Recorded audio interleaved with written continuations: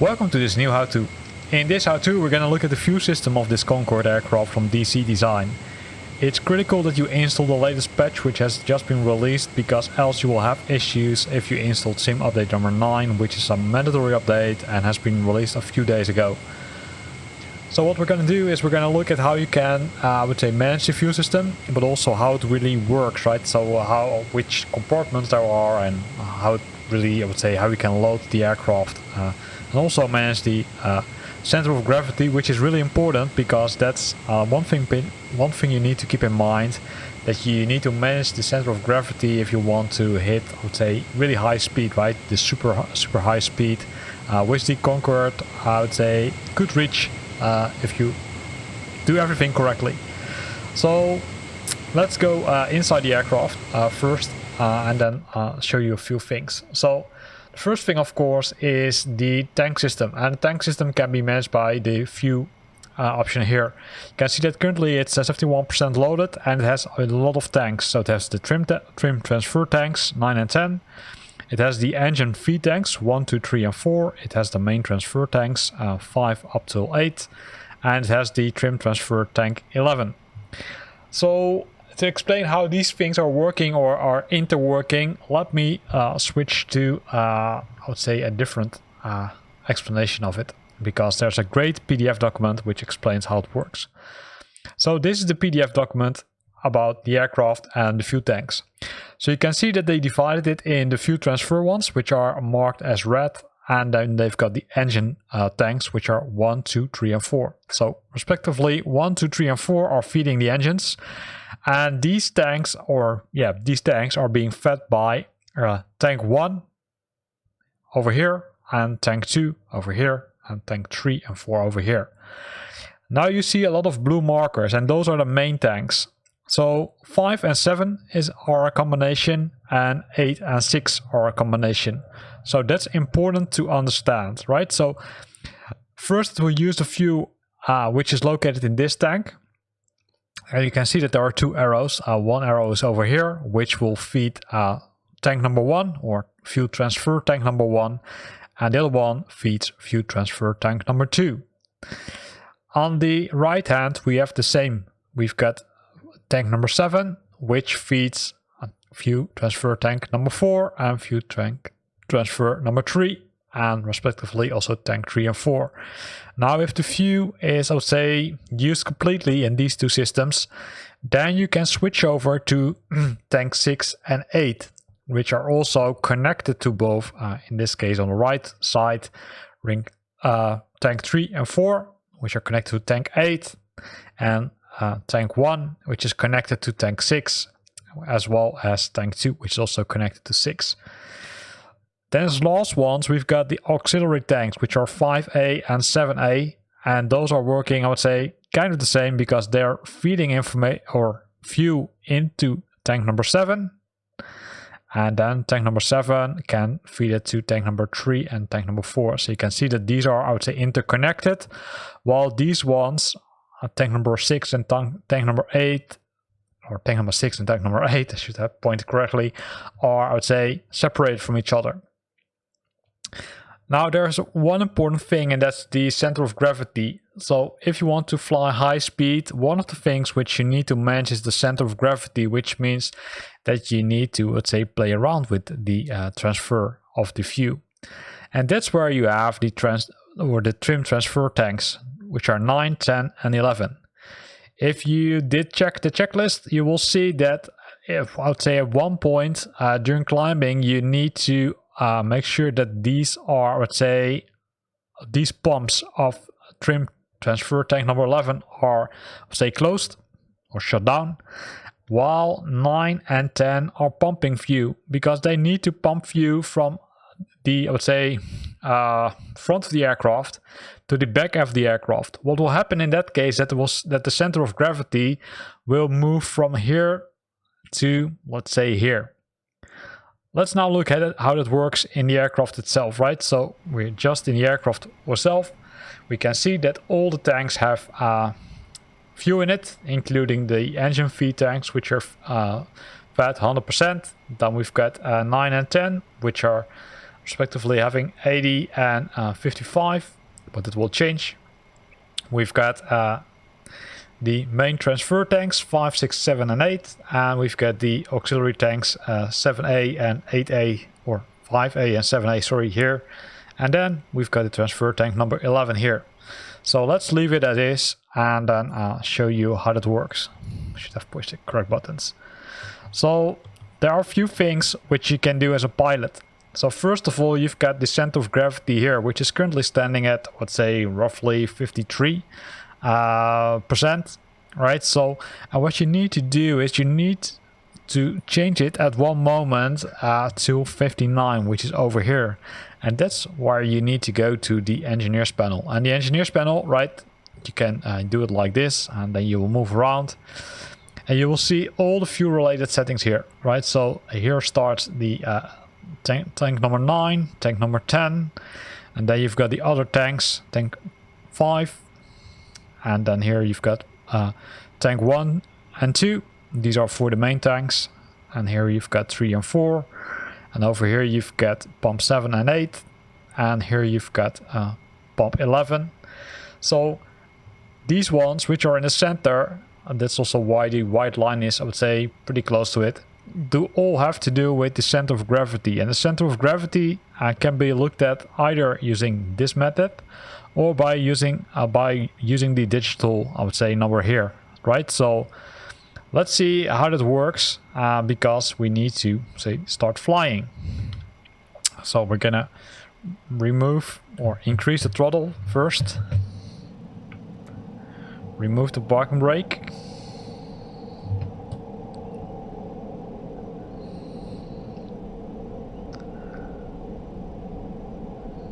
and then we can go airborne, right? So if we look at the outside, here we go. We're taking off from London Heathrow in the east direction.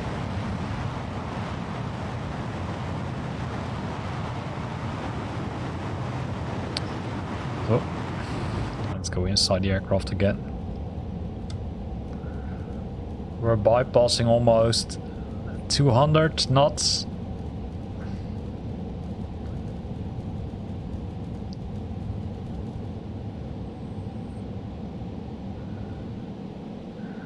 So we're airborne as we speak. Gears up. Push back the stick a little bit more so we can gain altitude. Speedbird 007, leaving my airspace frequency change approved. Heathrow Tower, Speedbird 007, frequency change. So we're almost at 300. So what we're gonna do is we're gonna switch on the autopilot and set it to altitude acquired, and also make sure that we're setting the max climb to on, because we want to maximize the climb. The beeping which you're hearing is because the aircraft is descending, right? So it's, I would say, is a warning signal. So it will go away in a few seconds. In addition to that, we're gonna switch on the auto throttle. And the other thing which you see here is that we're, let's say, going way too fast, so we need to decrease speed. Actually, the warning was from the overspeed button, so that's good. So we're climbing now to 25,000 feet.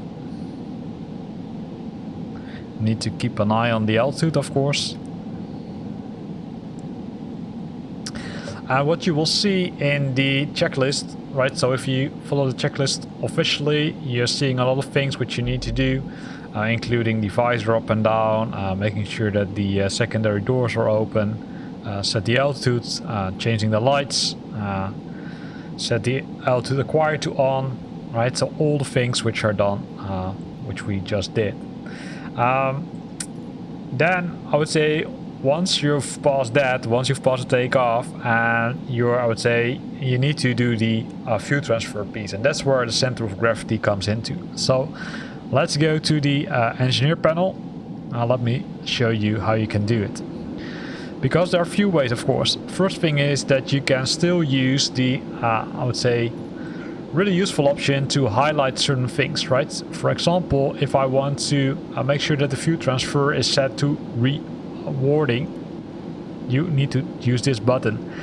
If you don't see these options, what you need to do is you need to go to the general options, and in the general options you will find the accessibility option, and then make sure that the cockpit interaction system is set to legacy. That makes it easier to manage these buttons, right? So if you didn't do that, do that.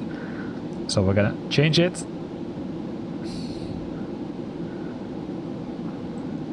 Because by default it has been set to off, and then you can close it if you want, right? So you can still see it. So once that's done, we can set the tank 11 maximum limit, which is the maximum limit of fuel being transferred. And that can be done using this button over here. So let me zoom into this. You can use this button to increase, and then we're gonna set this one to 5,000.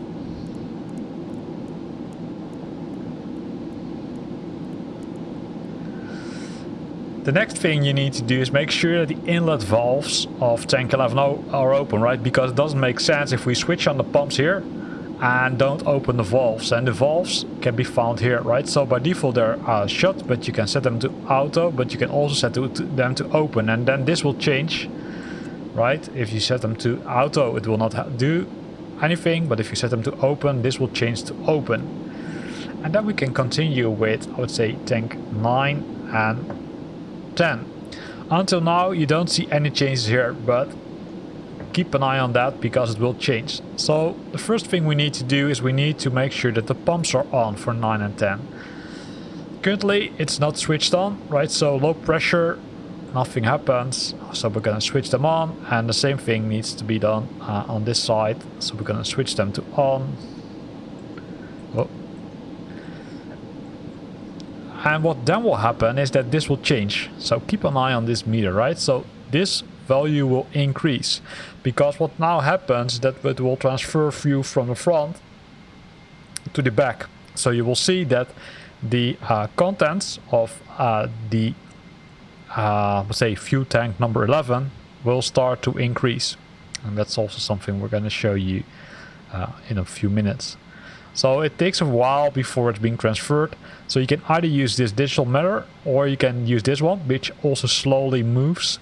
The other thing, of course, which you can do is, let's say, by having a look at the pilot seat, because on the right side of the pilot you can also see this nice arrow going down until the 59%, which is the idle center of gravity.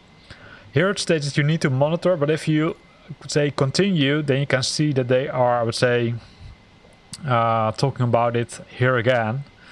Once you've hit the 59%, you need to switch off the auto fuel transfer, and then make sure that, say, the fuel valves are shut down, and the fuel tanks or the pumps of tank 9 and 10 are of course set to off. So let's leave it as is. You can still see that the value drops down here, right? So let me zoom in a little bit closer. You can see it goes pretty slowly, but it goes. In the meantime, we've managed to go to the 2500 feet. So we can increase it further if you want, because you can see that by default, or in the checklist, according to the checklist, you will always almost be at 50,000 feet once you do this, but I'm currently at 25, right? So I'm just doing this for demo purposes. So let's have a look here. So here's the panel. So right, so if we zoom into the content of tank number 11, right, you can see that this value has increased.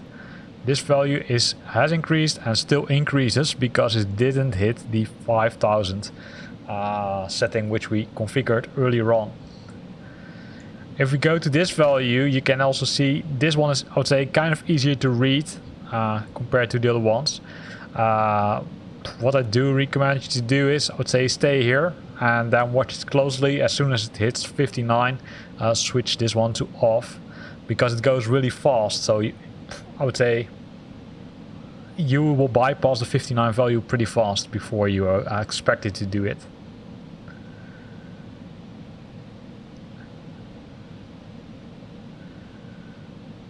So it's 58.1. Can still see this value still increases.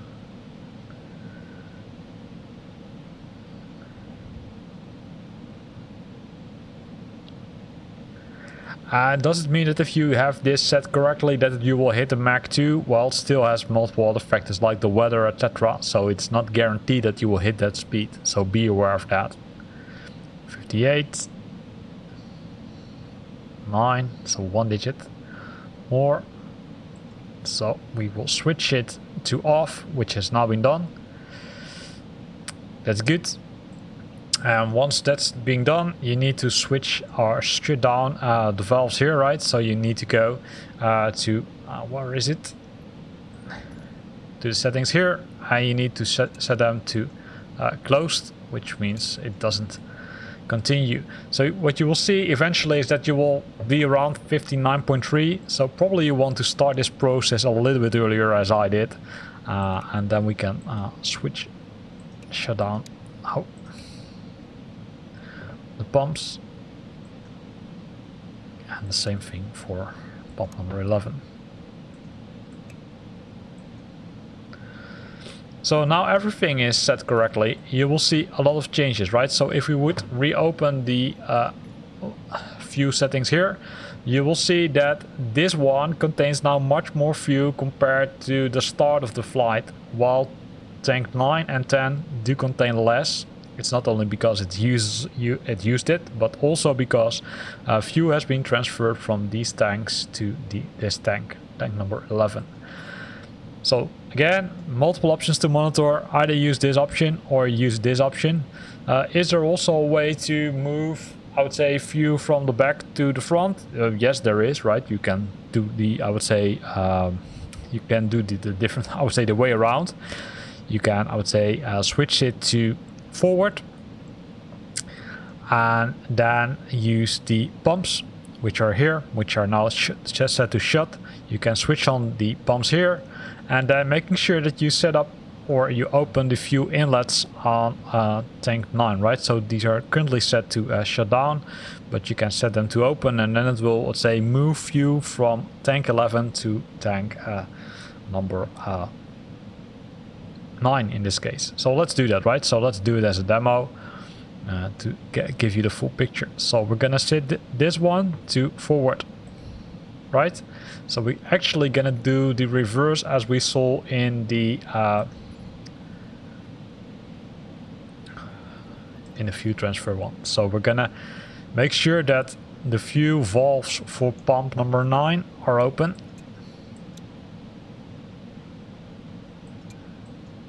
You also see in this case that the arrows are changing, right? So in this case, you can see that this one was closed.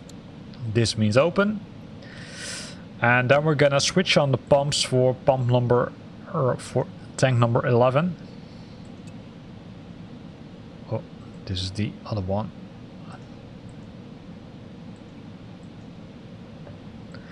And now what I expect is that it will change it. Is it 100% guaranteed? Well, no. Because I didn't try this before. Probably we also need to set the fuel quantity also to 5,000.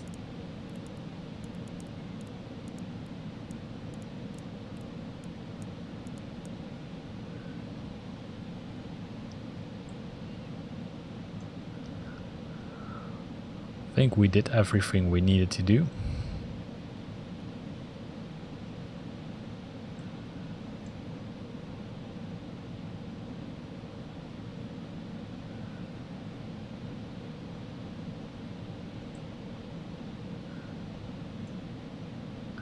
Inlets are shut, which means that's good.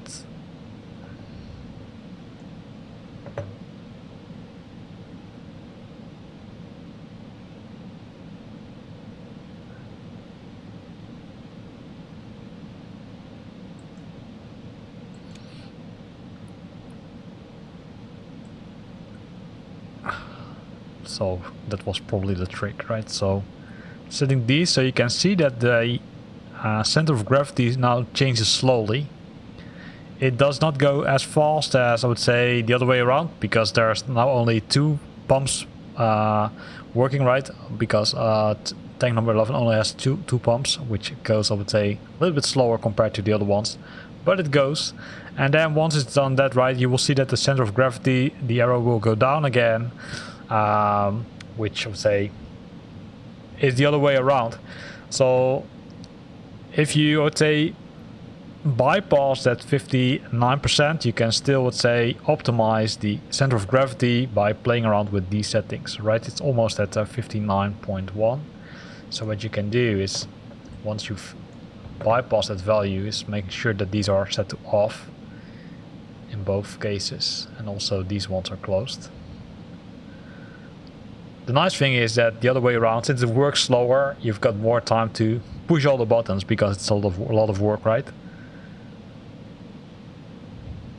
So still 59.1.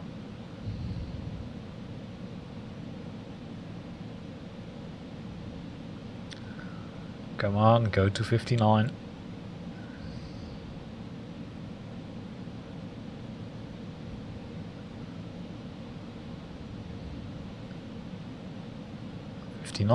Look at this.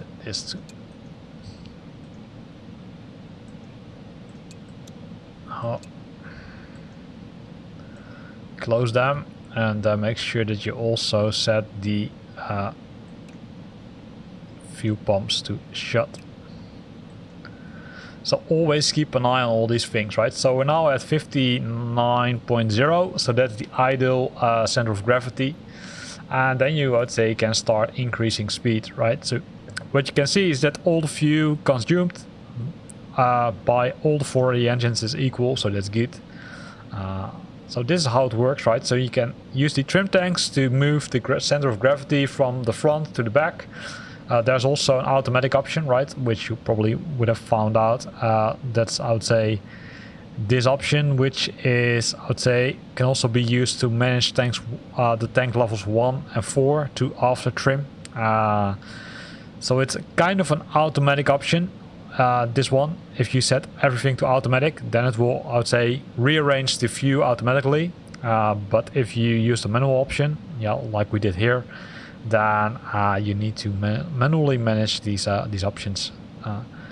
So normally you shouldn't, I would say, need to use the override, but in some cases, like the one we used, I would say from 11 to 9, you saw that we need to override it in some case. Although I expect that I was a little bit, I would say, too fast coming to that conclusion. So you can see that the view has changed again, and you will see that the view over here has dropped again a bit, not too far of course, but only a little. So once you've done that, right, you can continue flying using this beautiful aircraft, which has just been updated to make sure it's compatible with sim update number 9. Here ends this video. In this video we looked at the fuel system of the Concorde aircraft. I hope you liked it. If you liked it, then consider to use the like button. If you've got questions or comments, then feel free to post them in the comment box below. And if you want to stay up to date about new videos I'm posting, then make sure that you're subscribing to my channel. Thanks for watching, and see you next time.